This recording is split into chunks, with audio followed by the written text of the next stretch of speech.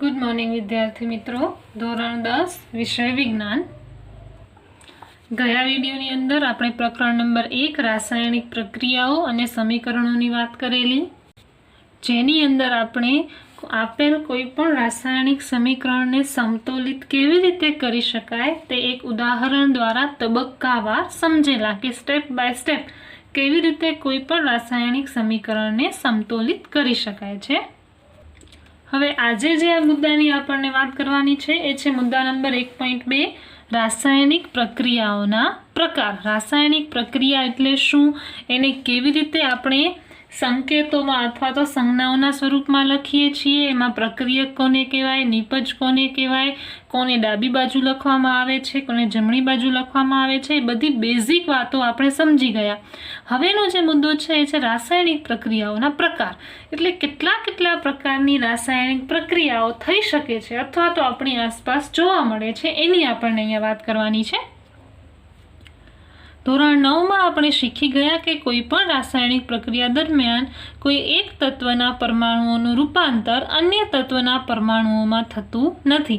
એટલે કે જો ઓક્સિજન તત્વનું પરમાણુ છે તો એ કંઈ પ્રક્રિયા થઈને હાઇડ્રોજન કે નાઇટ્રોજન નહીં બની જાય, અથવા તો કાર્બન તત્વનું પરમાણુ છે રૂપાંતર પામીને સલ્ફર કે ફોસ્ફરસ નહીં બની જાય. જે તત્વનો પરમાણુ છે એ તો એ જ તત્વનો રહેવાનો છે.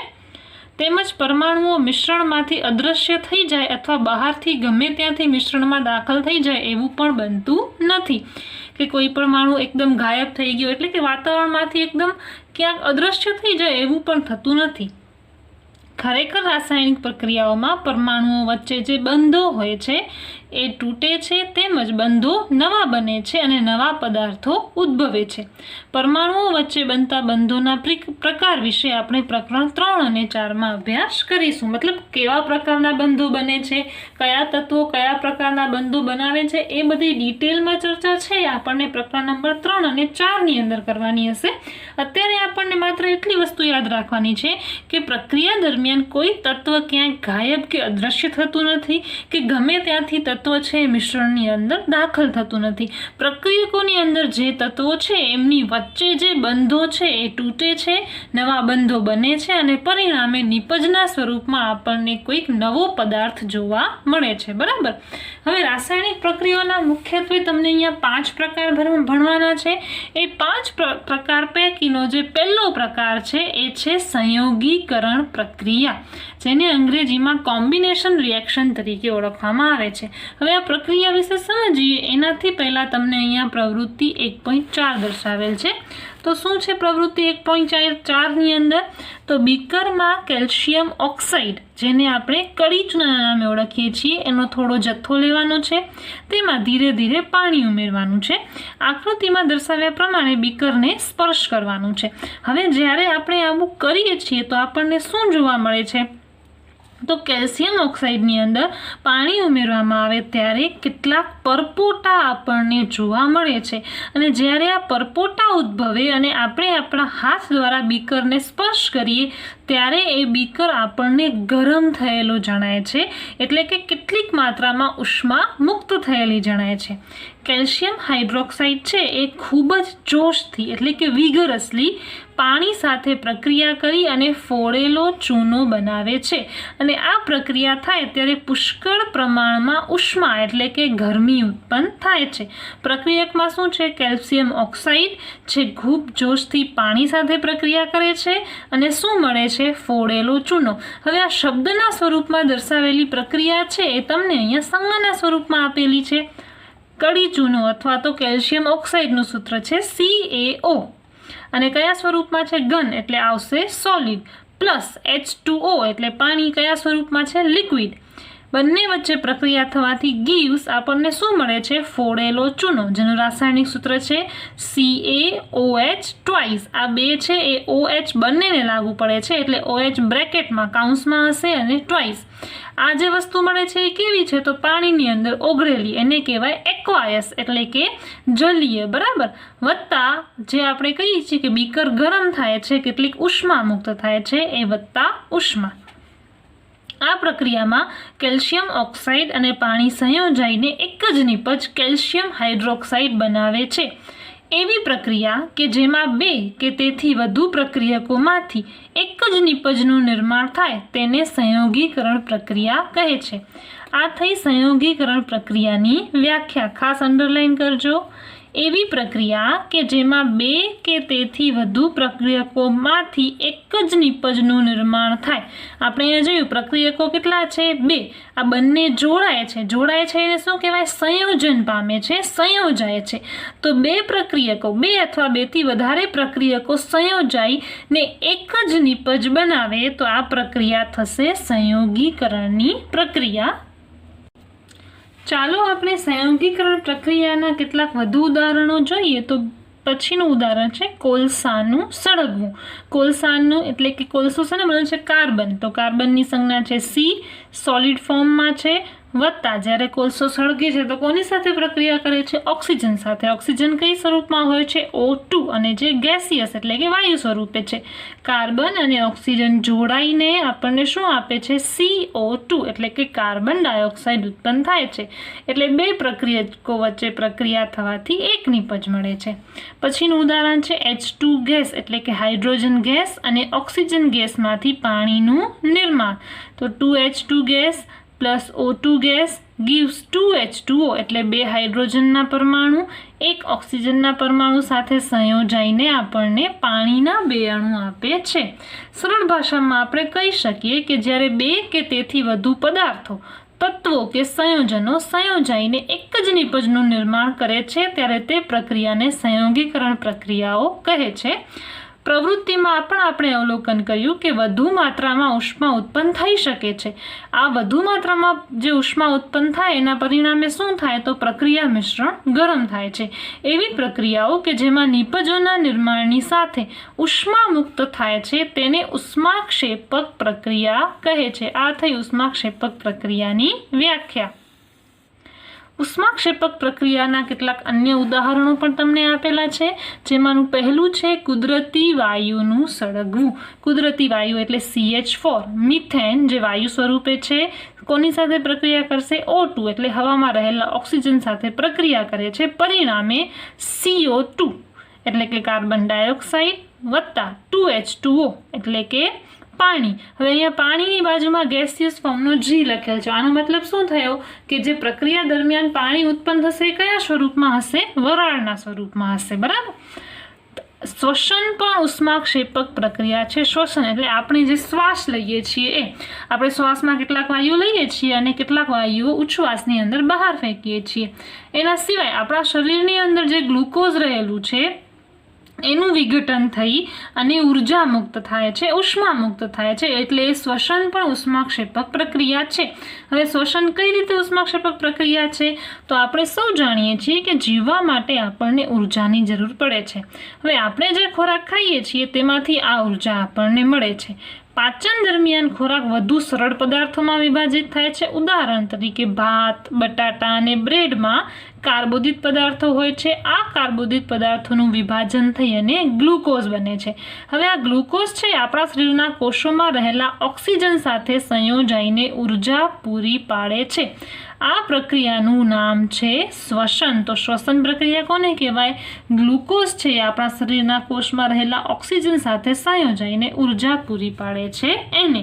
આ પ્રક્રિયાનો અભ્યાસ આપણે પ્રકરણ 6 ની અંદર તો કરીશું, પણ અત્યારે આપણને આ પ્રક્રિયાનું સમીકરણ આપેલું છે C6H12O6 aqueous. આ કોણ છે? ગ્લુકોઝ.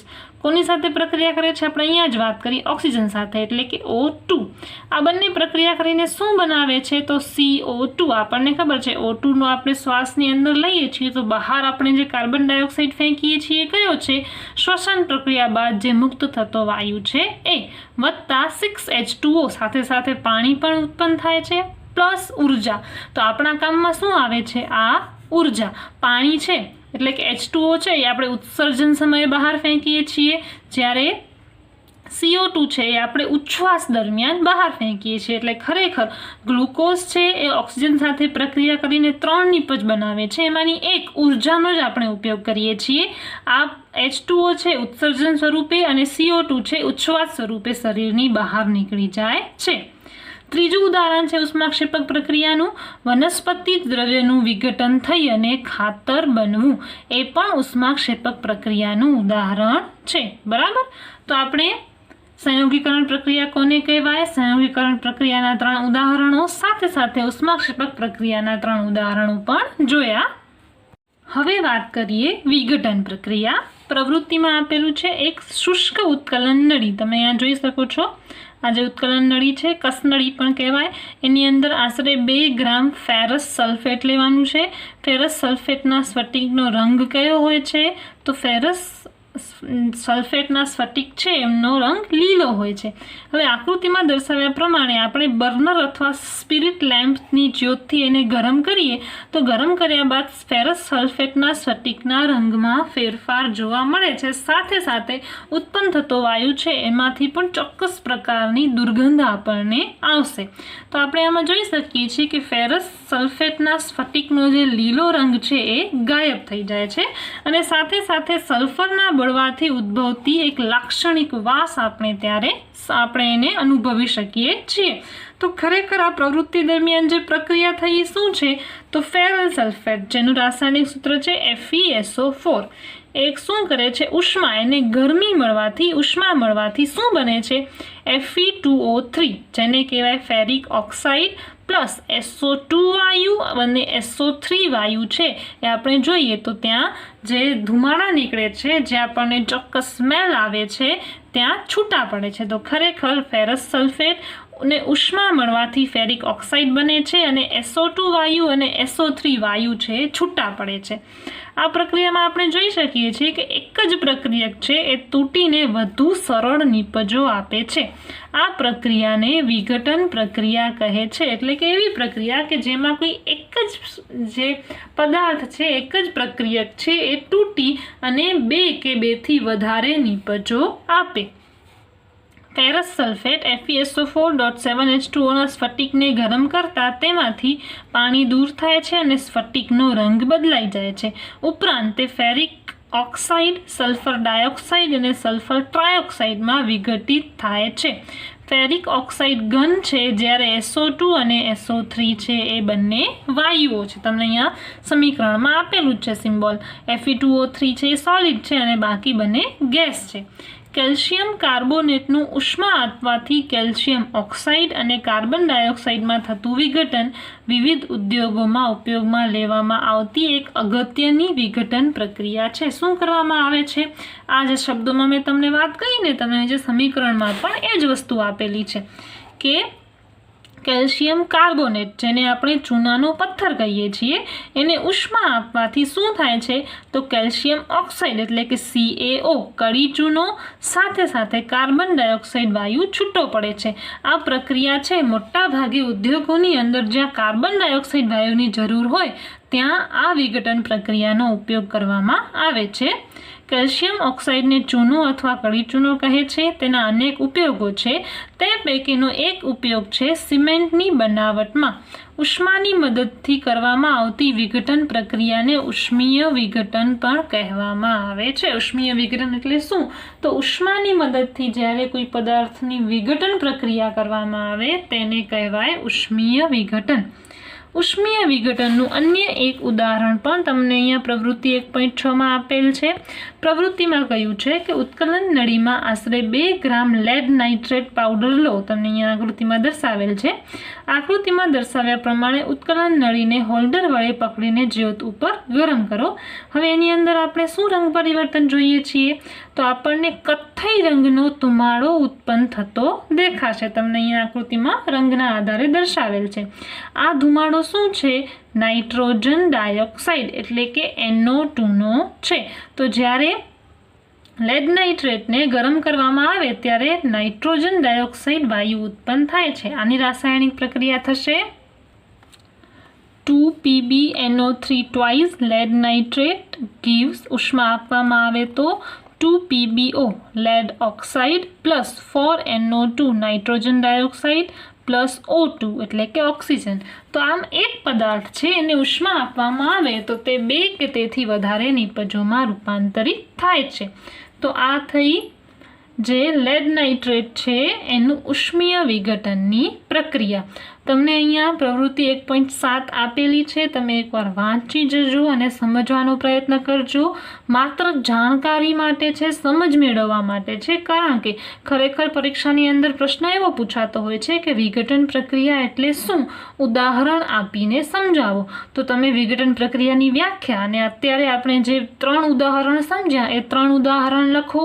હજી તમને નીચે એક પ્રવૃત્તિ 1.8નું ઉદાહરણ આપેલું છે, એ હું સમજાવીશ, એ પણ તમે લખી શકો. તો તમને આ પ્રવૃત્તિ 1.7 ખરેખર સમજવાની કે યાદ રાખવાની કોઈ જરૂરિયાત રહેતી નથી, કારણ કે 2 થી 3 માર્ક્સના પ્રશ્નની અંદર આપણે વિઘટન પ્રક્રિયાની વ્યાખ્યા અને તેના સરળ આ 4 ઉદાહરણ લખી શકીએ છીએ. બરાબર, 1.7 પ્રવૃત્તિ વાંચજો, એમાં કંઈ ન સમજાય તો મને પૂછજો. હવે આપણે વાત કરીએ પ્રવૃત્તિ 1.8ની. તો એમાં તમને કહ્યું છે કે એક ચાઇના ડિશમાં 2 ગ્રામ સિલ્વર ક્લોરાઇડ લો અને તેનો રંગ નોંધો.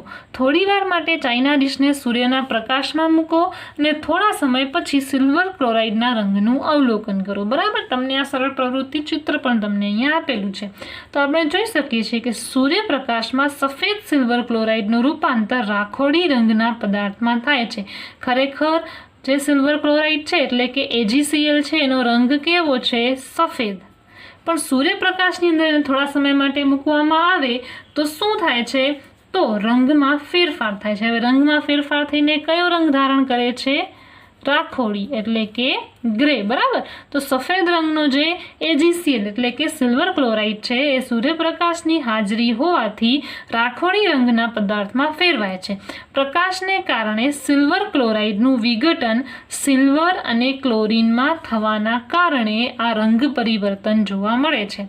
સિલ્વર ક્લોરાઇડનું ફોર્મ્યુલા છે AgCl, જે ઘન સ્વરૂપમાં છે, સોલિડ. સૂર્યપ્રકાશની હાજરીમાં શું થાય છે? તો Ag એટલે કે સિલ્વર છે છૂટો પડે છે અને સાથે સાથે ક્લોરીન છે એ વાયુ સ્વરૂપે હવામાં ભળી જાય છે. એટલે ચાઇના ડિશમાં માત્ર બાકી રહે છે Ag એટલે કે જેને આપણે કહીએ છીએ સિલ્વર, અને એનો રંગ છે રાખોડી. તો આમ એક પ્રક્રિયક છે એ સૂર્યપ્રકાશની હાજરીમાં વિઘટન પામે છે એટલે કે તૂટે છે અને 2 નવા નિપજની અંદર તેનું રૂપાંતર થાય છે. એટલે આ પણ થશે વિઘટન પ્રક્રિયા. બરાબર, તો અહીંયા આપણે વિઘટન પ્રક્રિયા કોને કહેવાય અને તેના કેટલાક મહત્વના અને સરળ ઉદાહરણો સમજ્યા.